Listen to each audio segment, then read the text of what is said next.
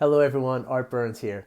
So today I want to talk about practice, and I want to talk about a couple of different aspects of practice. I want to talk about the why we practice, and I also want to talk about the how we practice. Okay, the why we practice is fairly straightforward.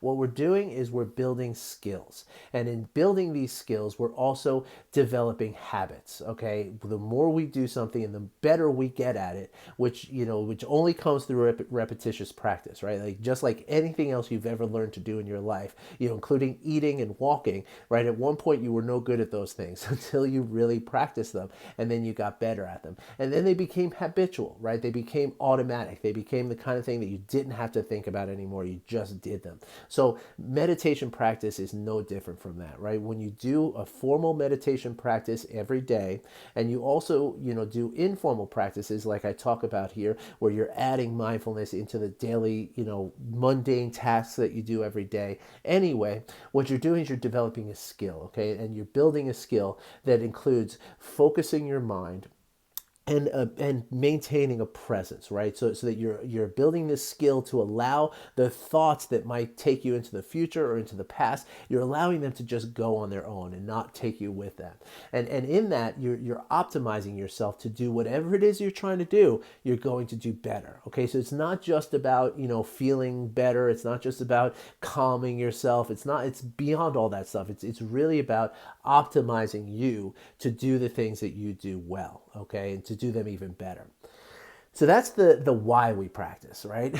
The how we practice is also very, very interesting. So, again, it's a daily practice, right? And the more you can do it on a daily level, the more it becomes just part of your life, right? And in that process, now there's going to be times where you just don't feel like doing it, right? There's going to be times where there's stuff going on in your life that is challenging. There's going to be times where you're feeling maybe under the weather. There's going to be times where you're just not in the mood for it, right? And those are the times, just like any personal trainer would tell you to, if that's how you felt about going to the gym, the personal trainer will tell you, go anyway, push through that, right? Because and the same thing applies to meditation, right? If you can push through those times and do it anyway, you start to develop a sense of accomplishment and you start to feel the momentum build. And as you do that, you start to feel like you could do it, you could do a lot of things in your life that maybe you feel right now that you're not able to do.